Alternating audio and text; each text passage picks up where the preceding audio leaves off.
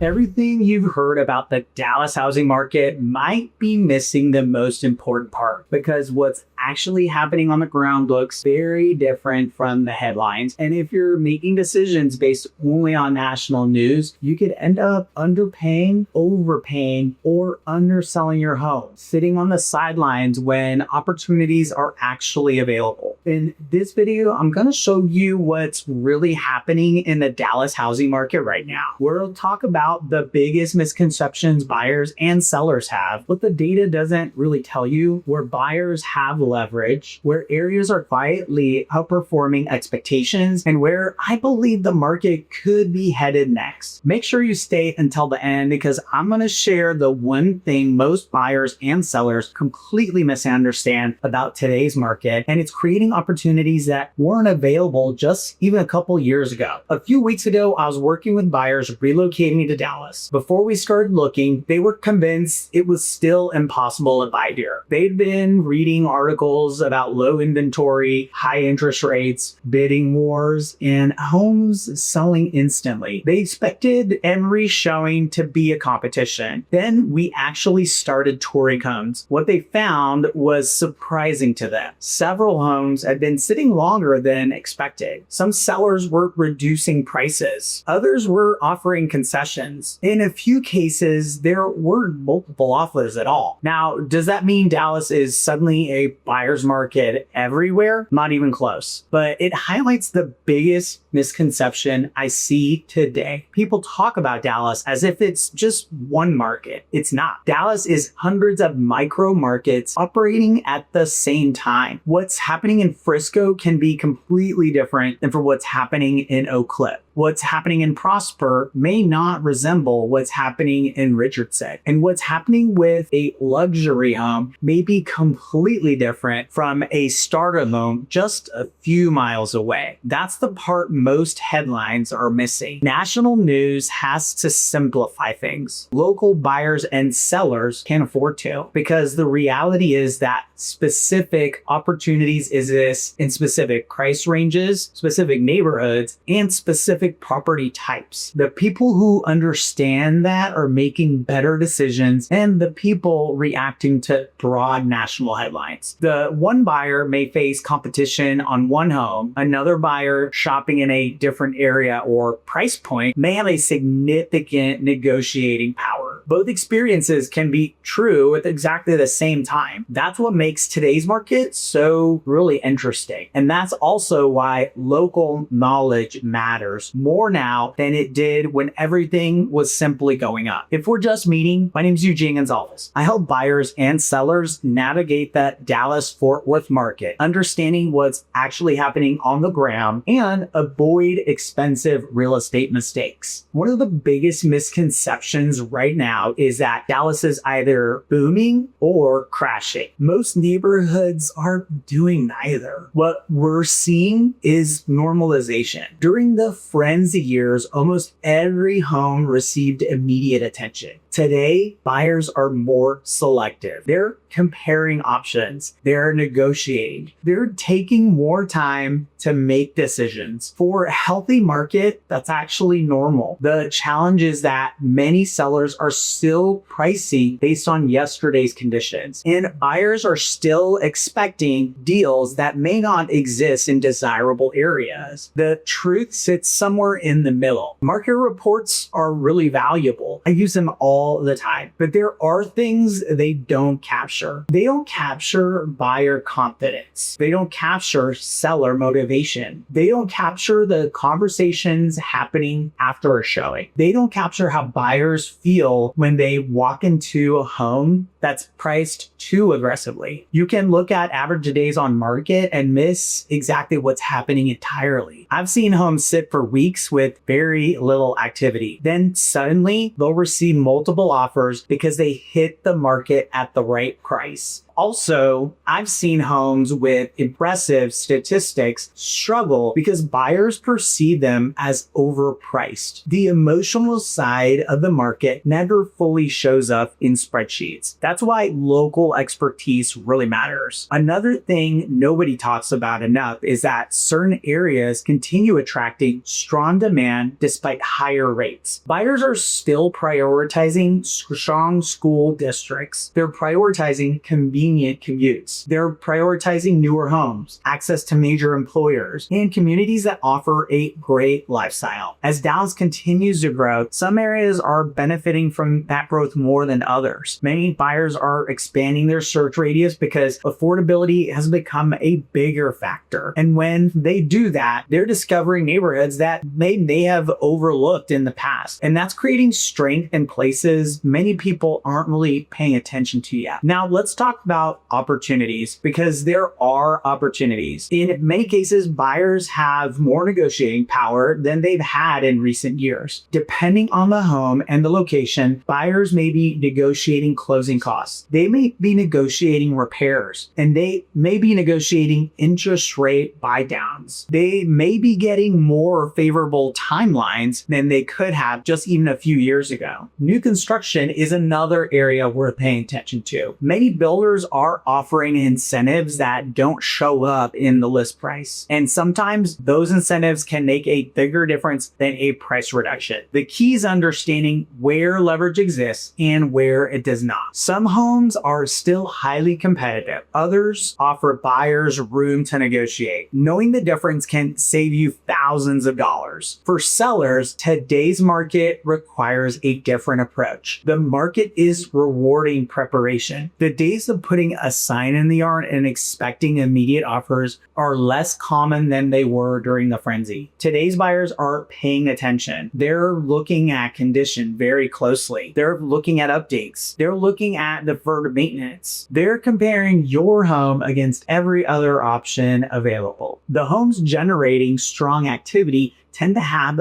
three things in common. They're priced correctly, they're presented well, and they've marketed effectively. Many sellers believe the market determines everything. It doesn't. Presentation matters. Pricing matters. Strategy really matters. The sellers who understand that are still getting strong results. The sellers who don't often end up chasing the market with price reductions. So where could Dallas be headed next? No one has a crystal ball. Anyone who tells you exactly what's going to happen is guessing. But what I can tell you is this: Dallas continues to attract people from across the country. The region continues to see business growth. People still want to live here. At the same time, buyers are becoming more selective and more payment conscious than they've been in years. That combination creates a market that's healthier, more balanced than what we've experienced during the frenzy. And that's why I don't believe most important question is whether the market is hot or cold. The better question is what is happening in your specific neighborhood, your specific price range, and your specific situation. That's where the real answers are. And that brings me to the biggest thing buyers and sellers are misunderstanding right now. They're treating Dallas like one market. That is the mistake. Dallas isn't just one market. It's a collection of dozens of different markets moving all at different speeds. That's why one person says homes are flying off the shelves and another says nothing is selling. One buyer gets outbid repeatedly, another negotiates a fantastic deal. Both can be right. The people who win in this market aren't the ones following national headlines. They're the ones understanding what's happening in their specific neighborhood, their specific price point, and their specific situation. That's where real opportunities exist. If you're thinking about buying or selling anywhere in the Dallas-Fort Worth area and you're wondering what your specific area looks like right now, reach out. I'd be happy to walk you through what's happening in your neighborhood, talk about your goals, and help you create a strategy that fits today's market. And before you go, what's the biggest question you have about the Dallas housing market right now? Drop it in the comments and let's talk about it.